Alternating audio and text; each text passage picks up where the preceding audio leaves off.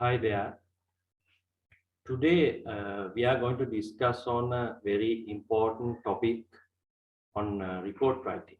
Actually, you all have come across report writing in your life, in your education life, in your professional life, and sometimes when you uh, apply for a loan from a bank, you have to prepare a proposal.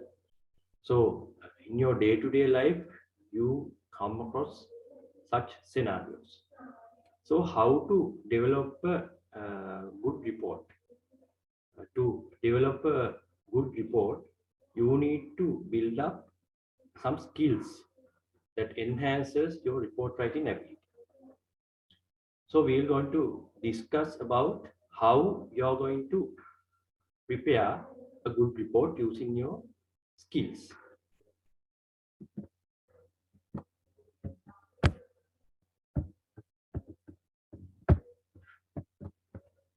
Yeah, these are the 10 aspects that you have to consider when you are preparing a report.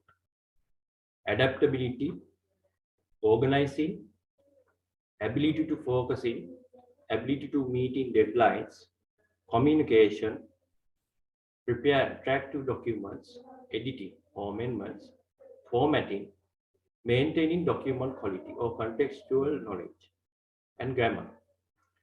These are the aspects that you have to consider when you are preparing a report. Now we will briefly discuss on these aspects in our future slides. Now, in your day-to-day life or in your academic life, you encounter different types of scenarios. So you have to analyze these scenarios using some documents. So, for example, we can say you have to prepare assignments. You have to prepare sometimes research papers, dissertations, term papers, case studies, market surveys, or there are so many reports that you have to prepare in order to analyze the data. Or sometimes you can qualitatively analyze data, quantitatively you can analyze data. So depending on the situation, you have to choose what is the type of document that you are going to prepare. And these different types of documents need different treatments depending on your scenario and your target group and the way you are going to analyze these. Depending on these factors, you have to apply different treatments on your reports. So in each case, you have to be very creative and you need to follow a unique approach for each of these documents. And adhering the guidelines is a must.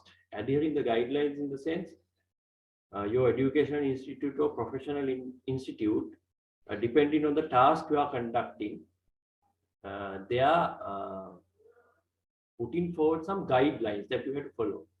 So you have to adhere to those guidelines. First thing, you have to understand what are the guidelines and why those are imposed. And depending on your idea or depending on your own analysis on the guidelines, you have to adhere to the guidelines. So it's like, it's not just adhering to a guideline. You have to in-depth analyze what are the guidelines and why they are imposed. So that is very important. So then only you can adhere to the guidelines in a intelligent manner. Otherwise, without knowing the purpose behind the guidelines, you can't apply that. You can't adhere to the guidelines in a proper way. So always try to understand what are the guidelines and why those guidelines are introduced. And when you conduct the task, you have to consider each task as a totally new task. Because say you have prepared a certain report today, and after say 2-3 days you are going to prepare another report. So sometimes you have a certain kind of a tendency to get contents from the previous reports.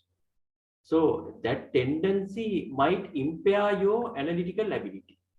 So don't let it happen. Always try to refresh your mind after doing a certain report, after conducting a certain analysis or whatever, or after developing a certain report, always refresh your mind. Delete the contents from your mind, out of your mind. Then get a fresh start. So likewise, you have to make sure that you prepare a totally new report in the next instance. And then it comes the adaptability. Now, under adaptability, we are going to discuss some points.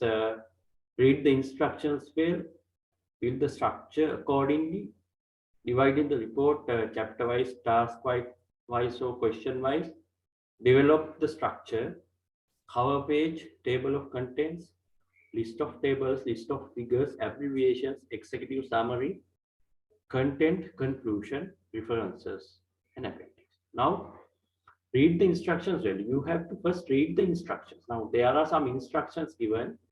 Using the instructions, you can get an idea. So you have to carefully read the instructions. One by one, you have to read the instructions carefully. And according to your instructions, according to the instructions given, you have to build the structure of the report. And it's like you are preparing a certain, say, when you are preparing a Vesak lantern, first you create the structure, then you are pasting the papers on the structure. So it's like that. So first thing, you have to build up the structure according to the instruction. And you have to divide the report into chapters or tasks, or based on the questions. Say you have 5 questions to be answered. So based on the questions, you have to divide the report into certain sections or chapters. So that is the third point that you have to follow. And next comes the develop the structure. Now, after dividing the report into certain chapters, you can just develop. You can add up some points into each chapter. Likewise, you can develop the structure. And finally comes the cover page, table of contents. Now, you have prepared the report now. You have to prepare a cover page, suitable cover page, and then you can run the Word document and prepare the table of contents, and then in the list of tables, list of figures. You have to list all the tables that you have used and list all the figures as well. So it gives a systematic, you can organize the report in such a way that the people can understand in a summary format what the report contains. So abbreviations you have to mention, and you have to write an executive summary as well, so that the people will understand what is inside the report, and the content, conclusions, references, appendix, everything you have to prepare. Then your report is complete. Now, when it comes to organizing, you have another points under organizing. The subject area, document type, required knowledge, reliable information sources, strong content, good titles, using keywords. Now, these are the points that you have to consider under organizing. You have to organize your reporting in a manner that it shows that you have explained certain content under a certain subject area.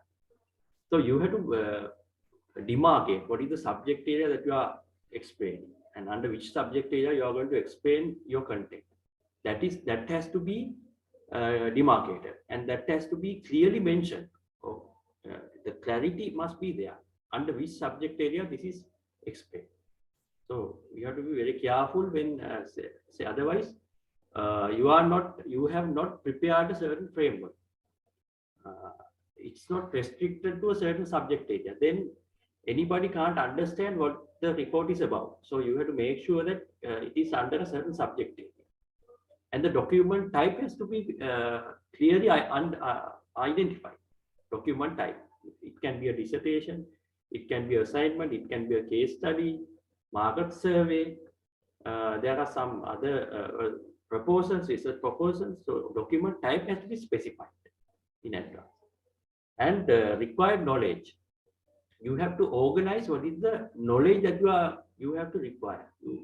You can search research articles, You can search websites, you can search internet, web pages, and you can search for books.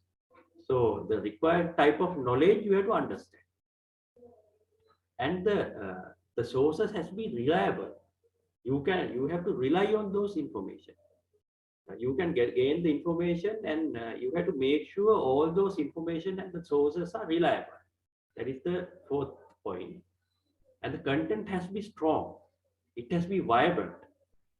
Under a proper basis, you have to develop the content.